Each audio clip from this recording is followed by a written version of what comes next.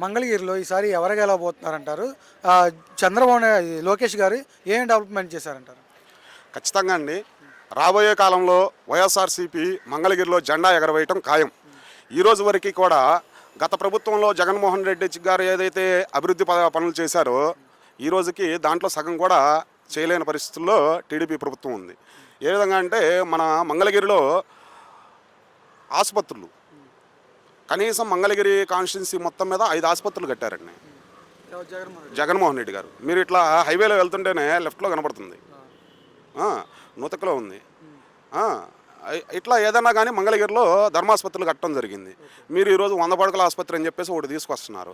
ప్రతి గ్రామానికి ఏ విధంగా విలేజ్ క్లినిక్లు కానీ ఆర్బీకే సెంటర్లు కానీ రైతులకు సంబంధించి ఏ విధంగా స్కూల్ డెవలప్మెంట్ ఏ విధంగా చేశారో ఈరోజు మా గ్రామానికి సంబంధించి నూతకి గ్రామంలో స్కూల్లో టీచర్ల కొరతండి. టీచర్ల కొరత లోకేష్ గారి ప్రాతినిధ్యం వస్తున్న నియోజకవర్గంలో స్వయంగా మా మంగళగిరి నియోజకవర్గం లోకేష్ గారి కాన్స్టిట్యున్సీలో మా గ్రామానికి సంబంధించి నూతక గ్రామంలో టీచర్ల కొరత. మొన్న జనసేనకు సంబంధించిన కార్యకర్తలు వచ్చి అన్న మన గ్రామానికి సంబంధించి టీచర్లు బాగా కొరత ఉందన్న, క్లాసుల్లో పిల్లలకు కూడా మార్క్స్ రావట్లేదు, చాలా ఇబ్బంది పడుతున్నారు, దీని గురించి ఒకసారి మాట్లాడొచ్చు. కానీ స్వయంగా జనసేనకు సంబంధించిన కార్యకర్తలు వచ్చి అడిగారండి. కూటమి ప్రభుత్వం నా దగ్గరికి వచ్చి అడిగారు అన్న మీరు దీని గురించి మాట్లాడొచ్చు కదా అని.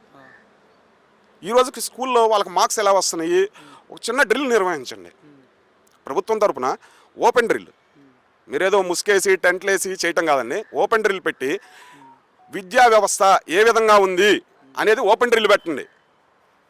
గత ప్రభుత్వంలో ఎలా ఉంది, ఈ ప్రభుత్వంలో ఎలా ఉంది చూద్దాము. అలాగే వైద్యం, అలాగే రైతు భరోసా కేంద్రాలు, రైతులకు ఏ విధంగా మీరు న్యాయం చేయగలుగుతున్నారండి?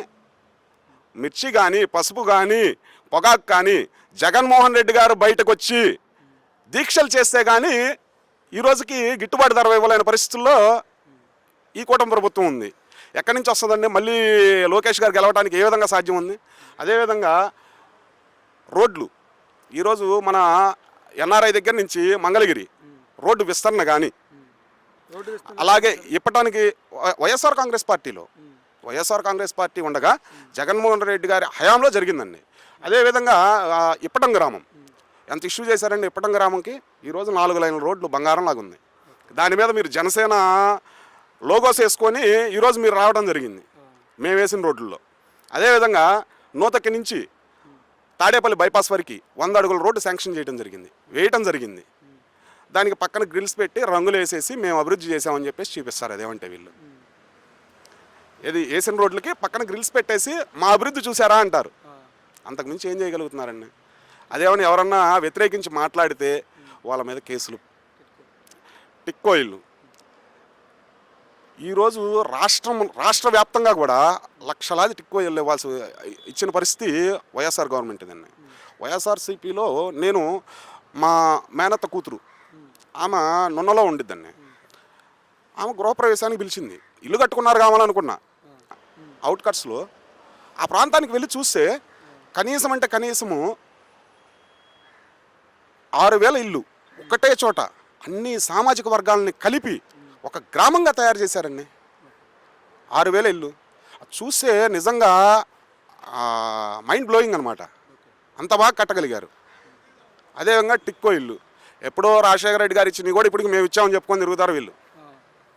ఎప్పుడో రాజశేఖర రెడ్డి గారు ఇచ్చారు అవి, అవునా? ఆయన ఓపెన్ చేశారు స్వయంగా. ఆ రోజు మేము వెళ్ళాం ఇక్కడి నుంచి, నూతకి నుంచి వచ్చా రాజశేఖర రెడ్డి గారు ఉన్నప్పుడు. దాన్ని కూడా ఇప్పుడు టిక్కో ఇల్లు మేము ఇచ్చామని చెప్పుకుంటారు వీళ్ళు ఈ ప్రభుత్వం. జగన్మోహన్ రెడ్డి గారు కూడా ఇక్కడ టిక్కో ఇల్లు ఇచ్చారంటారా? జగన్మోహన్ రెడ్డి గారు ఖచ్చితంగా అండి. దానికి ఆనుకొని టిక్కో ఇల్లు కట్టిన ఘనత జగన్మోహన్ రెడ్డి గారిదే కదా. అదేవిధంగా రాజధాని ప్రాంతంలో అనేక మందికి ల్యాండ్లు ఇవ్వటం జరిగిందండి, అనేక మంది నిరుపేదలకు. ఆ ల్యాండ్లు కూడా మీరు ఏ రోజైతే ఎన్నికలు గెలిచారో ఆ రోజే ఆ శిలాఫలకాలను ధ్వంసం చేసి వాళ్ళని రోడ్డు పాలు చేశారు. పోనీ ఈ రోజుకైనా అక్కడ కాదు ఇంకెక్కడన్నా ఇవ్వగలిగారా అంటే ఈ రోజుకి ఇవ్వలేని పరిస్థితుల్లో ఉన్నారు. ఒక 2 నెలల క్రితం జరిగిన సంఘటన ఏమిటంటే రేవంద్రపాడుకు సంబంధించి ఆ కరకట్ట ప్రాంతానికి ఉన్న ఇల్లు కూల్చివేత, దానికి సంబంధించి ఆడవాళ్ళందరూ వచ్చి రోడ్ల మీద కూర్చొని ధర్నాలు చేశారండి. ఇవన్నీ కూడా లోకేష్ గారు ప్రాతినిధ్యం నియోజకవర్గంలో, ఇదంతా కూడా లోకేష్ గారు నియోజకవర్గంలో మాత్రమే జరిగింది. మేము చూస్తుంది కూడా. ఈ రోజుకి వాళ్ళకి కనీసం ఇల్లు కేటాయింపులు లేవు. అదేమంటే మీ ఇంటి దగ్గరికి రావట్లేదు, మీ ఇంటి ముందుకు వెళ్తారంట. ఇంట్లోంచి అడుగు పెడితేనేమో రోడ్డు మీదకు ఉంటుంది. ఓకే. జనాలను పిచ్చోళ్ళని చేయటం అండి ఎంతప్పటికీ. వీళ్ళు ఏంటంటే కూటమి ప్రభుత్వంలో గత ప్రభుత్వంలో ఏదైతే ఇండస్ట్రీస్ కానీ ఫ్యాక్టరీస్ కానీ అట్లాగే తీర ప్రాంతానికి సంబంధించిన ఫిష్ ల్యాండ్ సెంటర్స్ కానీ పోర్ట్లు కానీ ఏవైతే శాంక్షన్ అయ్యాయో అవి మేమే అమలు చేస్తాము. మా ఆలోచన ఇదంతా మేము పెట్టిన ప్రతిపాదిక అని చెప్పేసి ఈరోజు చెప్పుకొని వీళ్ళు మాట్లాడాల్సిన పరిస్థితి. ఎక్కడో సమిట్కి వెళ్ళి గ్రీన్కో గురించి మాట్లాడటం ఏంటండి? అదే గ్రీన్కో గురించి లోకేష్ గారు గ్రీన్కో ఇదేనా మీరు చేసిన అభివృద్ధి అన్నారు. అదే గ్రీన్కో గురించి విజయసి సమిట్స్లో మాట్లాడాల్సిన దుస్థితి ఈరోజు కూటమి ప్రభుత్వానికి ఉందండి. కాదంటారా?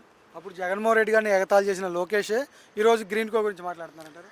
ఖచ్చితంగా వాళ్ళ తండ్రి గారు నారా చంద్రబాబు నాయుడు గారే మాట్లాడారు కదా స్వయంగా గ్రీన్కో గురించి. కూడా విజిట్ చేశారు కదా. పవన్ కళ్యాణ్ గారు కూడా విజిట్ చేసి ఇది మనం చేసింది కాదు, గత ప్రభుత్వంలో ఎవరైతే ఉన్నారో వైఎస్ జగన్మోహన్ రెడ్డి గారు చేసింది, మనం కాదు అని చెప్పి స్వయంగా ఆయన కూడా చెప్పడం జరుగుతుంది కదా. మీరు కూడా కనీసము ఏదన్నా మాట్లాడదలుచుకుంటే ప్రజలకు అన్నీ తెలుసండి, ఎవరు ఏం చేస్తున్నారు అన్నది ప్రతి ఒక్కరూ కూడా గమనించాల్సిన విషయం.